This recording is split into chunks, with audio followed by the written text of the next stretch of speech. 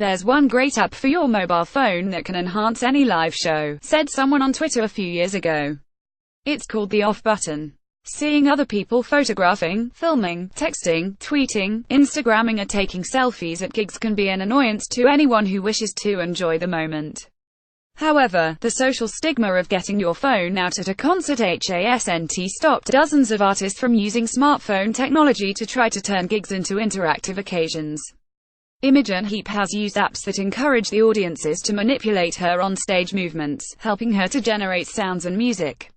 Artists such as Years, Passion Pit, Dan Deacon, The XX and Childish Gambino have developed applications to try to enhance the concert experience, while the Berklee School of Music in Boston pioneered a project that turned an audience into an orchestra of smartphones. Most famously, Coldplay got Brian Eno to develop a smartphone app for them, Hypnotized, that generates a unique accompanying melody when the song of the same name is played. They have also supplied giggoers with interactive Zyla bands that change color and flash at set points during a gig. Yet audiences can prove resistant to using smartphones interactively at gigs. Concertgoers often don't remember to download the relevant app beforehand, while other mundane issues, battery life, reception, receiving a message or a phone call, can serve as a barrier. Chris Martin of Coldplay, who have developed an app and given fans interactive bands at gigs. Photograph Arthur Molen Vision app Tin Men and the Telephone, a piano, bass and drums trio from the Netherlands, remain undaunted by these concerns.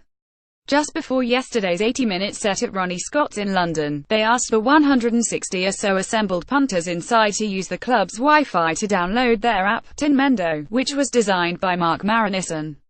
It encouraged the audience to get involved in the performance, while the band's pianist, Tony Rowe, manipulated their submissions on his laptop. Images explaining the process were displayed on a large screen behind the band. Punters could upload their suggestions for melodies, rhythms and chords, using a graphic program, and the trio improvised over a series of disjointed breakbeats, odd chord clusters and random tunes. The audience could vote if they wanted the band to speed up, slow down, play nervous, relaxed, weird or take a break.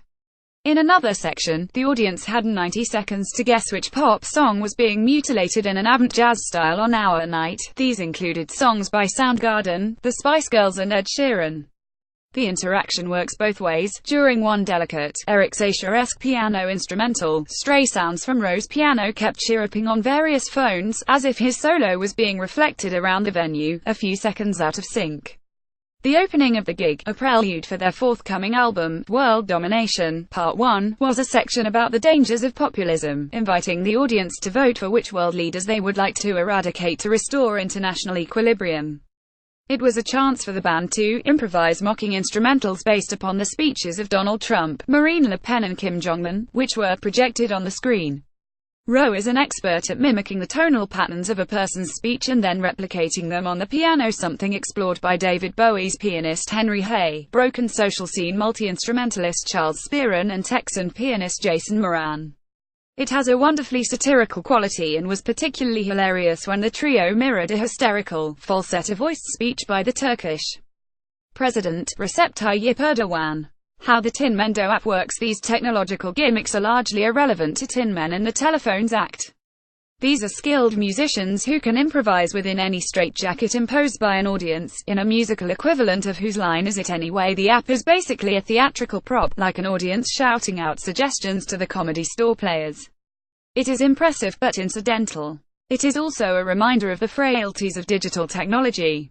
Rowe explains to me, before the gig, that the show went like a dream in South Korea, where they had access to ultra-fast 5G technology, while it was beset by technical difficulties when they performed in Lebanon, in a venue with poor connectivity.